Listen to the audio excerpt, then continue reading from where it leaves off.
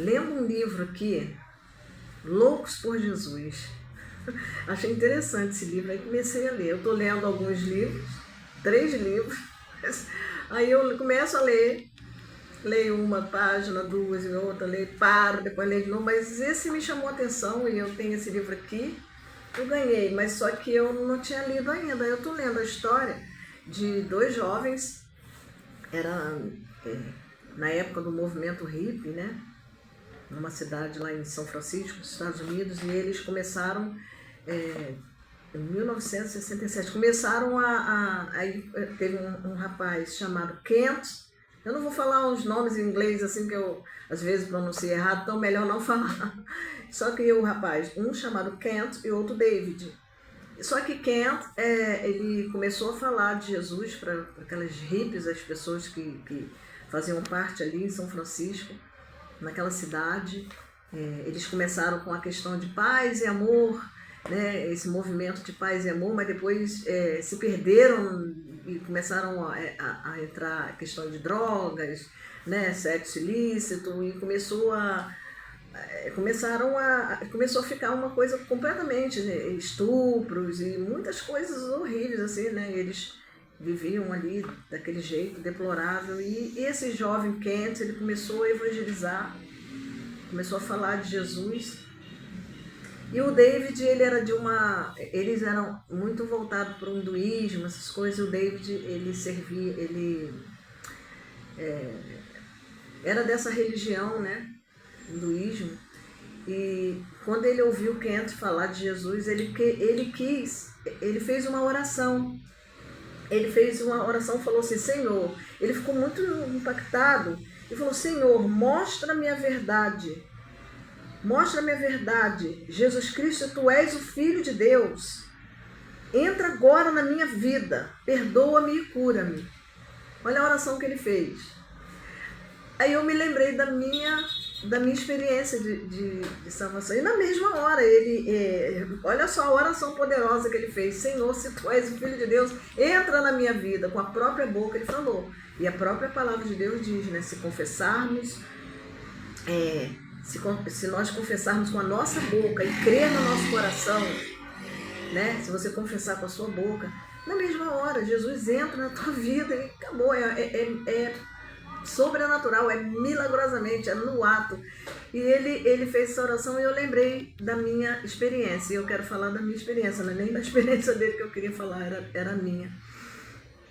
Eu fui criada no Evangelho, né? Eu quero falar algumas coisas da palavra de Deus, né? Quero, assim, de vez em quando estar sempre meditando na palavra de Deus com vocês. Mas, assim, eu quero iniciar aqui com a minha experiência. Nós fomos criados, né, eu e meus irmãos, no Evangelho. Minha mãe era evangélica desde a idade de 8 anos de idade. Ela mesma levou a minha avó, que era de uma outra, né, professava uma outra fé, uma outra religião, não era evangélica, e ela levou minha avó para a igreja, né? Minha avó recebeu Jesus no coração. E minha mãe sempre nos levou à igreja, mas quando chegou... Mas a gente ia, né? Às vezes ficava lá dormindo, enquanto o pastor estava pregando, a gente estava lá, um de um lado, de outro, dormindo. Mas, assim, quando chegou uma certa idade, eu quis experimentar o mundo, sair me envolvia com carnaval, eu era muito carnavalesca. Sabe, uma pessoa que era fanática pelo carnaval, por samba. Não tenho nada contra quem é, né? Quem gosta, quem é, mas eu estou dizendo de mim. E aí eu conheci um jovem, né, um amigo de trabalho, e ele era de uma religião. Falei, gente, eu quero ter uma religião, todo mundo tem uma religião, por que eu não tenho uma religião? A gente ia pra igreja com a mamãe, mas eu não. Eu achava chique. Chique ter uma religião, olha só, chique. Eu falei, eu quero ter uma religião. Aí eu fui com ele para a religião dele. E aí cheguei lá, achei estranho, eu estava acostumada na igreja. Costumava com oração, com pregação da palavra, louvores, corais cantando, um conjunto de jovens. Aí eu cheguei ali, eu não vou citar aqui o nome da religião, né, por questão, mas assim, eu sentei ali, aí começou a pessoa ministrar um negócio lá na minha cabeça. Aí começou, eu vou falar o nome, né? Fui para a igreja messiânica, que não tem nada a ver com o evangelho, nada a ver, nada a ver. Fui para a igreja messiânica e ali a pessoa começou a ministrar, jorei, né? Na minha cabeça, falei assim, fechei meus olhos e eles começaram a mandar eu pensar em uma imagem bonita, numa paisagem. Eu falei, gente, aí eu falei, Senhor, mostra-me o caminho certo. Aí, quando foi naquela mesma semana, minha mãe me convidou, olha, minha mãe é missionária, me convidou para ir um congresso, uma campanha evangelística no Caio Martins, no estádio do Caio Martins, em Niterói. Era uma programação do Reencontro da Igreja Batista de Niterói. E ela, vamos, Tânia, eu vou sim. Era depois do carnaval. Eu tinha me acabado no carnaval naquele ano. Aí eu fui. Chegou lá, a mensagem foi, está consumado. Aí o pastor pregou, não me lembro mais de nada, eu só me lembro dessa passagem aqui que está em João 19, versículo 30. João 19, versículo 30. Então, assim que experimentou o vinagre, exclamou Jesus, está consumado. Inclinando a cabeça, entregou seu espírito. O que eu quero dizer é que assim, a palavra que me impactou foi essa, está consumado. A gente já conhece a história, né? Eu acho que todo mundo conhece a história da crucificação, da morte de Jesus. Muitos filmes mostram, na Bíblia está escrito, principalmente aqui no, né, em João, né, João 18, 19, está descrito toda todo o trajeto aqui do sofrimento de Jesus. E essa palavra foi a palavra que impactou meu coração. Agora você vê, né? Está consumado. Eu não lembro de nada mais que foi pregar, mas está consumado. Quando o pastor gritou lá e falou várias vezes, está consumado. Então, o que é isso, está consumado? Significa a obra da redenção da humanidade, que a dívida está paga. Jesus comprou, ele me comprou, ele pagou o preço. A dívida foi paga. A obra completa da redenção na cruz foi essa. Foi nesse momento, nessa palavra. Foi a última palavra de Deus, de Jesus na cruz. Está consumado. Ele sentiu sede. Ele falou assim, eu tenho sede. Tenho sede. Deram vinagre para ele. Aí ele está consumado.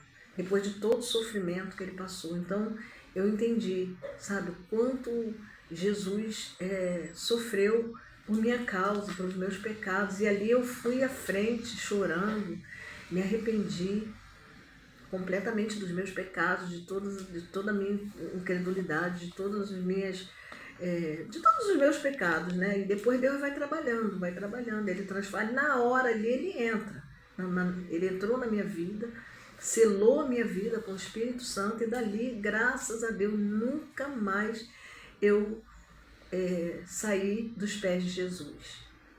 Eu sirvo, eu não sei nem quantos anos que tem, já tem muitos anos.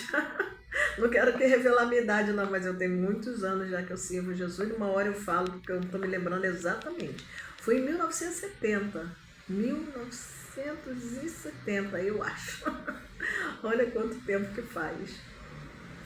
Não vou falar a idade aqui não, mas eu era uma jovem ainda, bem jovenzinha. E ali eu servia Jesus. Estou hoje, até hoje, aos pés do Senhor. Deus tem trabalhado, tem falado, tem moldado a minha vida, forjado a minha vida para estar falando dele, falando da palavra dele.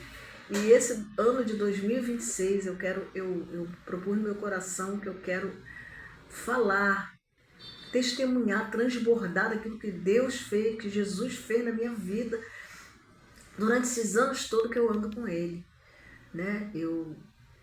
Teve uma época da minha vida que eu passei 4 anos estudando a palavra de Deus num seminário, 4 anos ali, estudando, fiz algumas, né, ministrei, algumas igrejas ministrei a palavra, mas hoje eu estou me sentindo assim, meu Deus, o que eu estou fazendo? Por que eu estou com a boca fechada, Jesus? Com tanta gente precisando ouvir a tua palavra. A palavra de Deus é poderosa. A palavra de Deus, você vê, uma palavra só está consumado ali, arrebatou meu coração. E está consumado é a palavra-chave, né? É o fechamento, é a dívida, é o selo, a dívida paga. A dívida está paga. A sua salvação está garantida em Jesus. Se você ainda não recebeu Jesus, nem aceitar Jesus não.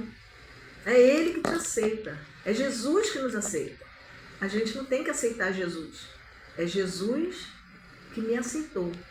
Ele que me aceitou. Eu fui lá e Ele me aceitou. Não fui eu que aceitei Ele. Eu apenas ouvi e fui ao chamado dele. Ele me chamou.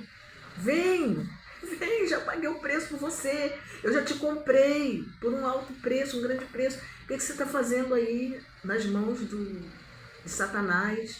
O que o inimigo está fazendo na tua vida? Eu já paguei o preço, te comprei. Vem. Então, gente, é sério. Esse é o meu testemunho. É só um breve testemunho de como eu fui a Jesus. Uma pessoa que foi criada na igreja, querer ter uma religião. Jesus é a religião. Jesus é a religião. Não é igreja. Igreja é muito importante. Uma outra hora, em outro áudio, eu vou falar, outro vídeo, eu vou falar sobre isso. Mas Jesus é a religião, né? Ele que nos religa com Deus. A cruz é isso. A cruz é um acesso. Ele foi na cruz ali. Deus está nos religando a Deus, né? Que Deus nos criou para a sua glória, para nós reinarmos, para vivermos uma vida de reinantes. Muitas das vezes a gente se converte e a gente não reina. Mais para frente a gente vai falando sobre isso. Às vezes a gente se converte, a gente é salvo. E uma vez você salvo, não tem como ninguém tirar você da salvação. A menos que você não queira. Você negue Jesus, mas não tem nada que possa te tirar a sua salvação. Mas você às vezes não está reinando em Cristo. Jesus, Deus nos chamou para nós sermos reinantes, né? Para nós fazermos parte do reino, né? Não só para ser salvo todo aquele que confessar com a boca e crer no seu coração que Jesus é o Senhor, né? Que Jesus Cristo é o Senhor. Recebe a salvação, está salvo, mas Ele quer uma vida plena. E é isso que mais para frente, né, eu tenho esse propósito de estar mostrando, né, essa plenitude de vida em Cristo Jesus. Que Deus abençoe a sua vida, que a sua vida assim, vá de vento em popa mesmo, que 2026 assim, seja um ano de restauração, de cura, de libertação, um ano de salvação. Que você possa dizer, eu e a minha casa serviremos ao Senhor. Eu e a minha casa servimos ao Senhor. Não é serviremos não, servimos ao Senhor. Servimos ao Senhor. E Deus não nos chamou a gente só para a gente servir, não. Ele nos chamou de filhos. Eu estou lendo aqui,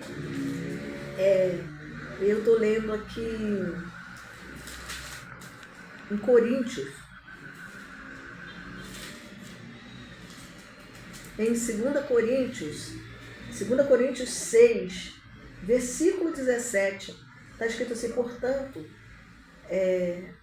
versículo 18, aliás, versículo 18, sereis para vós pai,